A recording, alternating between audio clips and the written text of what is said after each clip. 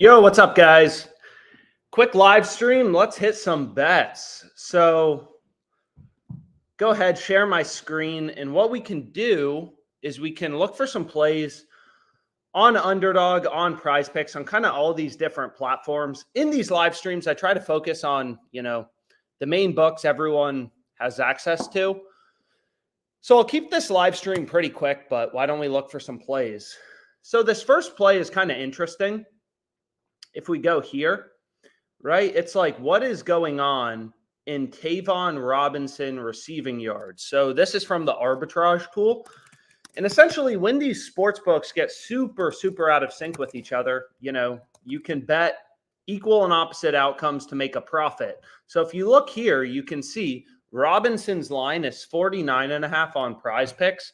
All these other books like Barstool has his line at 46.5 with the under favored, right? DraftKings has him at 46.5, but the under is pretty heavily favored. So this seems like a good play to go with on PrizePicks, right? And the reason, this play is kind of popping up is you can see sports books like FanDuel. If we go over to the Missouri game, they offer these alternate receiving lines if you go to receiving props. So where is this? So you can see here, his normal receiving line is 41.5, which makes us think like, where's college football? So if we go here, right, and there's a lot of discounts, definitely take advantage of those, but Kentucky wide receiver, right, his line is 49.5, his line's 41.5 on FanDuel. That makes us think like, hey, the under's pretty good, but you can see FanDuel has these alternate receiving yards, which is why the discrepancy is popping up. So you can see 10 yards on FanDuel moves the line from -114 to +140, 50 plus yards, 41.5 yards. So these are big jumps in the odds. So picking up this extra value is exactly what we want to do. So anyways, let's go back here and let's kind of look for some other plays that we can possibly pair with. So there's a shit ton of discounts on PrizePicks right now. They got the Caleb Williams 201 Lamar play, but let's skip over those for now. And maybe the next play we can look at is Dallas Goedert, over 3.5 receptions. So if we take a look at this, right, a lot of people like to look at kind of, these historical charts on PrizePicks, like, oh, how did he do last game? But again, every game's different. And the great thing about looking at, sportsbook odds when you're finding your bets on PrizePicks is everything is reflected in the market, right? Like injuries, sharp action, like these books are weather changes, lineups, everything is reflected in the odds, right? It's kind of like the price of a stock. If they make a lot of money and the stock price, will pop because they're making a lot of money. So long story short, like everything is reflected in sportsbook odds, and you're going to see all these books have Goedert heavily favored to go over. Just looking at the positive EV tool, so you can see like a lot of these plays will pop up on the EV tool, as well as the fantasy optimizer. But again, the way that PrizePicks works, and the reason it's pretty easy to get an edge is this platform's very weird. They don't change your payout, based on the picks you select. So if we take Goedert's over, if we take Dallas's over or under, we're always getting a 3x payout. So obviously we want to take the over since all the sports books have him heavily favored to go over. So that's a good play to go with, right? You got all these sports books, and these are just the books in New York. I mean, there's tons of sports books that post odds on the NFL. So you can see here, you have you have so many data points. That's how you want to think about it. So many sources of information. All these books have sophisticated models. They're taking bets, moving around lines, based on where action's coming in, all that sort of stuff. And every single book has them pretty heavily favored to go over.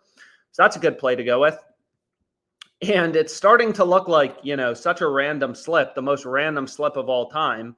But if we go over to the NHL, the next play we got is Braden Point, right? So it's the same thing here. Every sports book, right? Everyone is telling us, he's a lot more likely to go over as opposed to under, right? So we want to take the over in our PrizePicks entry. That's the sharp pick we want to go with. And you can see this play is probably on the optimizer somewhere, all these plays, you'll see them both places. Like there's really two main ways to get an edge on PrizePicks. The first way is like you find line discrepancies. So you look at Lamar, if we just pull up the odds jam, odds screen, So pretty easy. This sportsbook screen, I mean, doesn't do anything fancy. It's just, kind of like a little Bloomberg terminal. It just shows you where all the books have their line set. You're going to see all these sports books have Lamar's line at, 226, 225. So obviously getting 197.5 seems pretty good. I mean, granted, he's only gone over 3 out of 5 games this season with the reduced projection, but they're playing the Titans. The Titans don't really have a defense, right? So all this stuff, kind of factors into the market. So I already used the Lamar play, but of course that seems like a pretty good play to go with if you haven't already used it. So you either find line discrepancies or you find spots where sportsbooks have an over or an under heavily favored. So if we look at this play, it's like, okay, OddsJam isn't doing anything complicated at all. All it's doing is reading in these lines from PrizePicks, these lines from sportsbooks, and pointing out like, this guy's heavily favored to go under on all the sportsbooks. So if we're going to take him in our entry, right, there's pretty heavy juice towards his under. We want to take his under. That's the more likely outcome, according to the data, according to all these data points. And again, like if you break down the math behind PrizePicks, which I've done a bunch of times, we have a bunch of videos about PrizePicks strategy. But what you're going to see is all you got to do to be profitable on PrizePicks is win your picks, right? You got to win your bets, right? Just like Braden Point over under 2.5 shots on goal. If you can get your picks correctly, your over-unders correctly, your more or less, right? If you can get those plays correctly 54.25% of the time or more, you're going to be profitable, right? PrizePicks has fixed payouts. Any 4 picks you select, you're always going to be getting a 10x payout. So it all just boils down to like what percentage of your picks can you win? So like if we can win 57% of our over-unders on PrizePicks, what's our ROI going to be? Well, it's going to be, positive 19.25%, but that's not easy to do, right? Like you got to win 57, only losing 43% of your picks to be profitable. So, you need a real edge. You need a real advantage. But the easiest way to do that is you just look at the sports books and they're all telling you, he's a lot more likely. Malkin's a lot more likely to go over 2.5 shots on goal as opposed to under. So the over is the play, winning above 54.25% of the time. That's profitable in a PrizePicks entry. So this play seems pretty good. So if we go back to the NHL, where's the NHL lines? So if we go back here and we can take a look at him, we want to take him over 2.5 shots on goal. And all these plays pair pretty well together, So first play, pretty big line discrepancy. Then we just have 4 picks from the EV tool. And we can go ahead and we can lock that in. And that'll be my first entry on PrizePicks. Obviously, I follow a very data-driven approach. If you don't like any of these picks, you can always say, screw it, not play, Dallas if you don't like him going over. And then you can, put in a discount or whatever. But like finding value, finding plays with an edge is the key to beating PrizePicks. It literally all just boils down to can you win 54.25% of your player props? And if you can do that, you're going to be profitable. But there's a shit ton of other plays right now. I mean, all these books, like Saturday is a great day for sports betting. You got college football. All the books have NFL lines, all the player props posted for tomorrow. So like take a look at this play, right? There's actually, there's a lot of bets right now. But if we take a look here, it's the same concept. So if we look at, who is this guy? Grady Jarrett of the Washington, So if we take a look at him, Grady Jarrett, why is OddsJam recommending this play?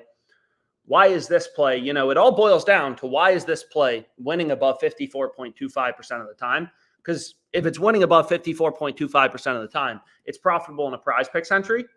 So if we just go over to the Commanders game, right? And even if you don't use Caesar Sportsbook, you still want to look at their lines kind of as a source of information, right? All these books, you want to look at their lines as a source of information.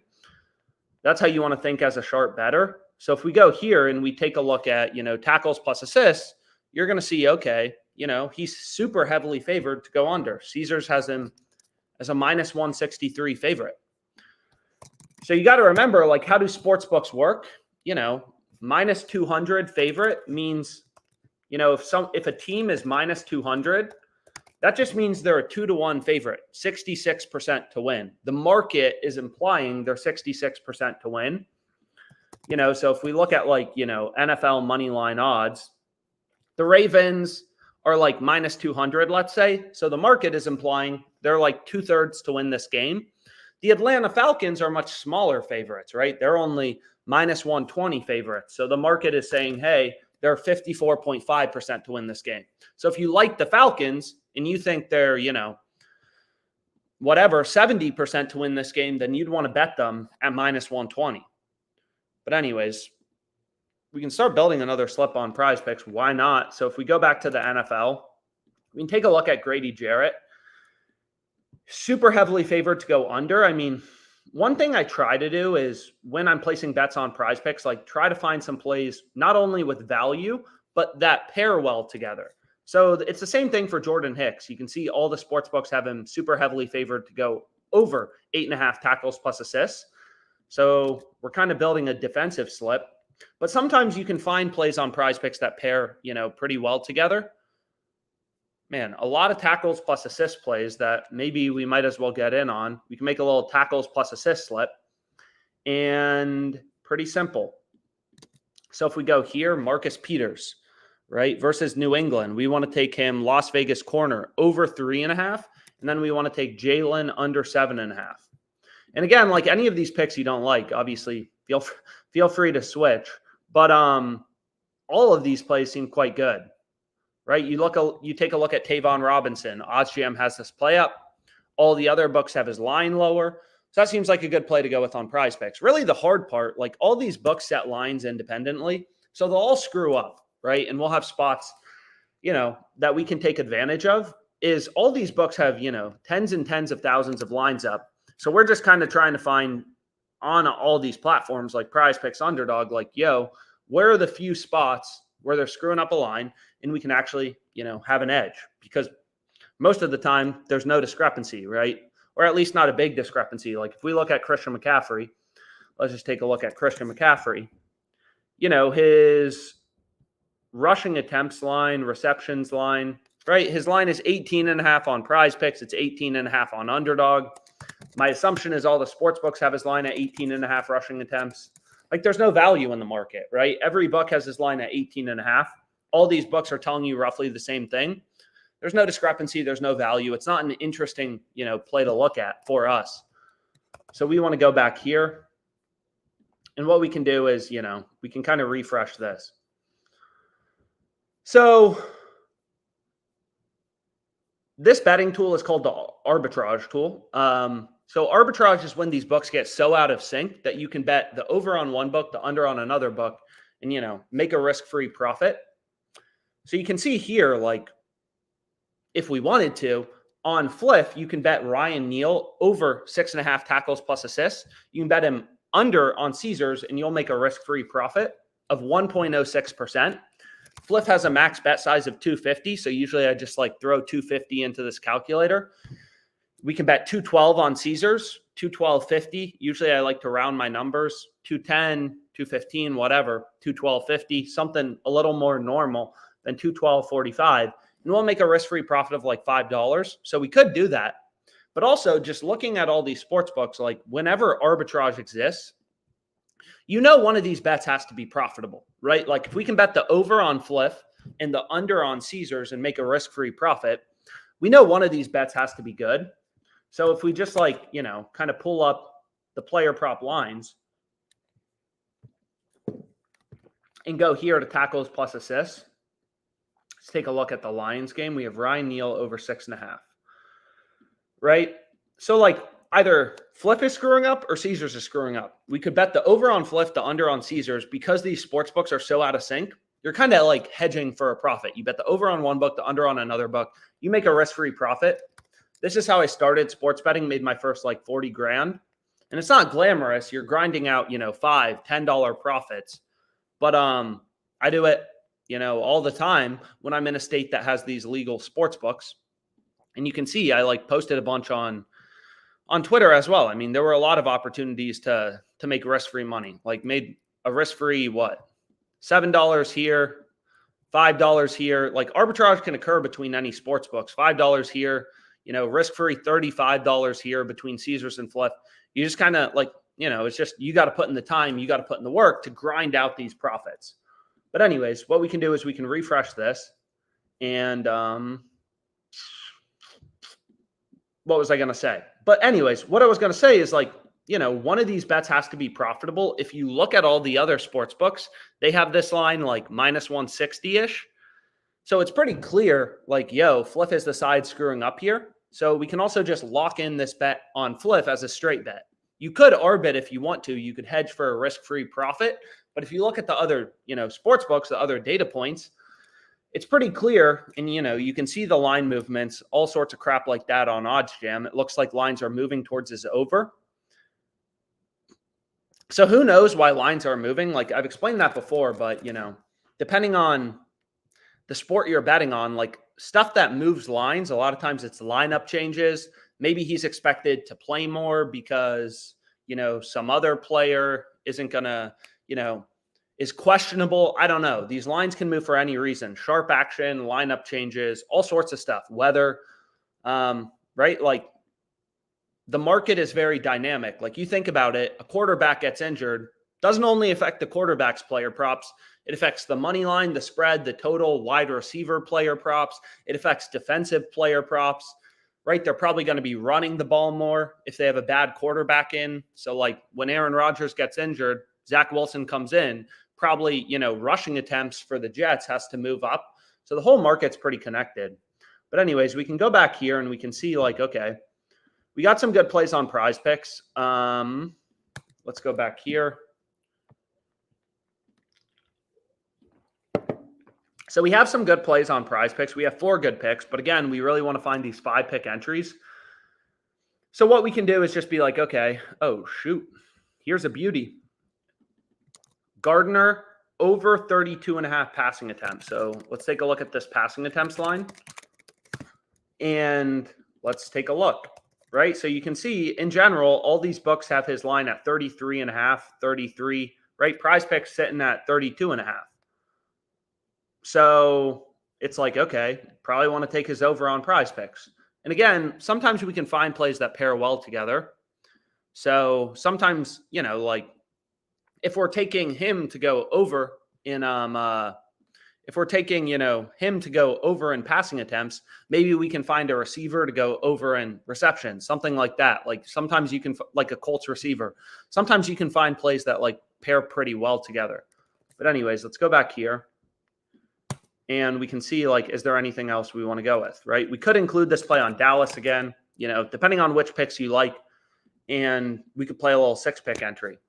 So again, like I've been too profitable on PrizePicks. They only let me bet $10 on these 6-pick flex plays, which was pretty annoying, but just kind of how it is. So like this would be a good play to go with. None of these picks are in the same game anyways. And again, we have some pretty good looking slips already, hopefully for this weekend. Obviously pretty low dollar amounts for the bet sizes, but there were some pretty good opportunities just throughout the week. Oh shit. So again, like it's not only the NFL where we can find value. Like sometimes there's crazy line discrepancies in Valorant. I mean, all these random sports. Like what's great about esports, betting on esports, is quite simply there's just a lot of games, right? Like if you look at this, I mean, there's always so many games every day of the week, all times of the day. And that's just a lot of surface area for sports books to cover. And sometimes they screw up. So if you take a look at this player, right, Valorant, his line is 50.5 here. And if we take a look here at PrizePicks, if we look at other data points in the market, you can see his line's 53.5. Again, everything's baked into the market. The matchup, where's action coming in, all that stuff, right? Like if everyone bets the over on PrizePicks and 90% of the action is coming in on a player's over, they'll move the line higher. Like books are constantly changing around odds, like you can see right here, just based on where action's coming in. So what you could do is you could middle bet this, right? Like if Luka's PRA line is 53.5 here, 50.5 on Underdog, like you'd be like, damn, that's crazy. So we could bet the over 50.5 here, the under 53.5 here. Then if he has 51, 52, 53, we're going to win both bets. But maybe we say screw that for now and we just take, the play that seems to be the line discrepancy versus the market. So you're going to see there's a lot of line discrepancies in this one random Valorant game, but we're only able to include one Valorant pick per game on Underdog Fantasy. So none of these other plays we're even going to be able to bet. So what we can do is we can be like, okay, damn, what other picks do we want to go with? So if we just take a look here at the positive EV tool, maybe there's something on Underdog that we can go with. Damn, here's another play, player kicking points. A lot of line discrepancies right now, a lot of value in the market. Looks like, lines have been moving pretty aggressively on him. His overs heavily favored on all the sports books. That's a good pick on PrizePicks, winning above 54.25% of the time that we could go with. But anyways, what did we want to take?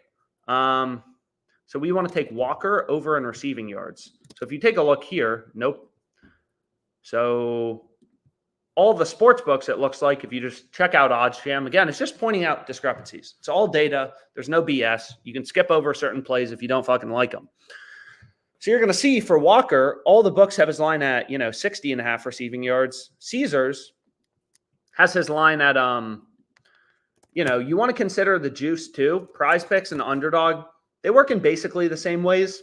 The only really difference is you look at Underdog, they give you a 6x payout for these 3-pick entries. So I play a lot of these 6 picks because they're actually pretty good. Whereas PrizePicks, they only give you a 5x payout. Kind of a ripoff. So on Underdog, I, play a lot of these 6-pick entries or 3-pick entries, like you can see right here. I mean, it looks like we got some decent looking plays. So just have to see how the rest of the weekend shakes out. But anyways, let's go back here. So we have our first 2 picks. And then we can take a look at Mac Jones. Do we already have a play on Mac Jones? So if I look here, do I already have a play on Mac Jones? I don't. So what's it recommending is if we take a look here, it's recommending Mac Jones under 31.5 passing attempts, right? You can see all the books have his line. PrizePicks has him at 30.5. JockMKT 31.5. All these books have him lower. So it's like, okay, like that seems like a pretty good play to go with. Damn, there's actually a lot of good bets, though. So what we can do is we can take Mac Jones under, and they already locked this first one.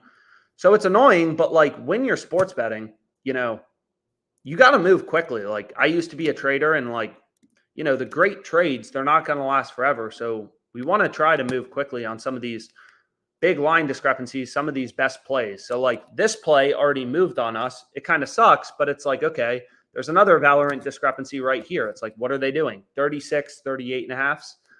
Again, in esports, it kind of sucks because you don't have as many data points. But still, here we got a nice little 3-pick entry on Underdog that we can roll with.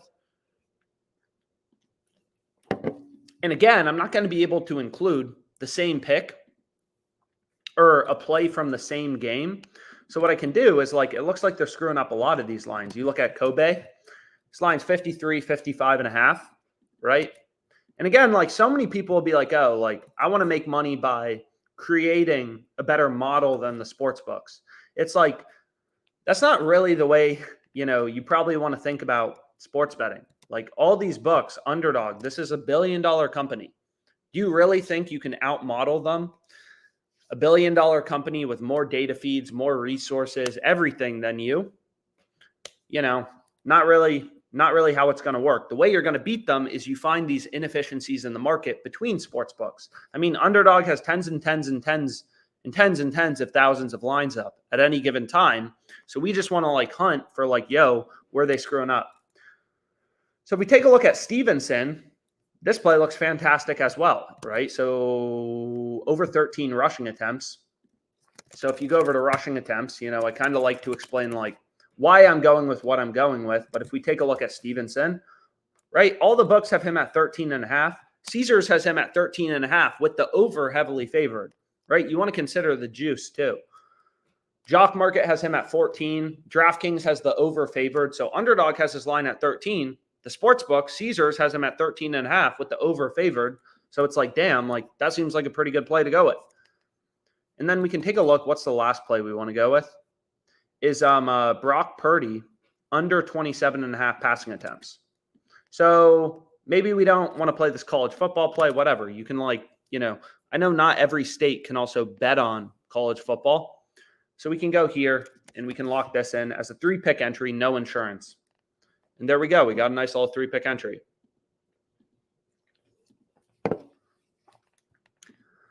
So we can go back here. And again, pretty simple what this positive EV tool, is going to do for you. It's just going to scan the market, right? And point out, hey, here are interesting bets to look at. Like, here are interesting line discrepancies.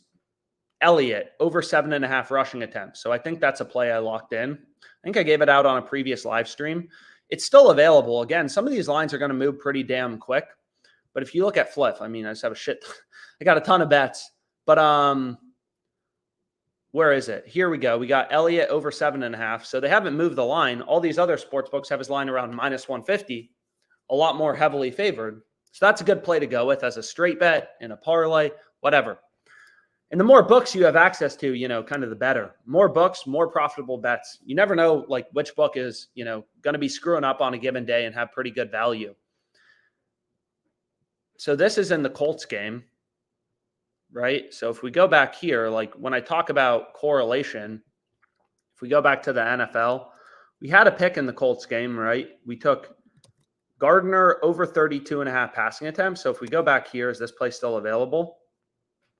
You can see they already bumped him up. So this play, like some of the shit moves quick. We're trying to catch books sleeping because you got to remember what's crazy about sports betting is, right, whenever some crazy thing happens, like the lineup changes, a player gets injured, right? And you can see like, there's always new information hitting the market. Hey, this player's out. Justin Jefferson's out. Whatever, like all these players getting rolled out, that moves lines for every other player prop, right? When Sauce Gardner is out, that affects other players on the Jets defense. That affects wide receivers on the opposing team, right? So like the entire market has to move, but all these books set lines independently. So like they all got to update odds. But anyways, we got some good plays down. I'll do a live stream later. I want to watch the rest of the Oklahoma State game. So appreciate you tuning in and thanks so much.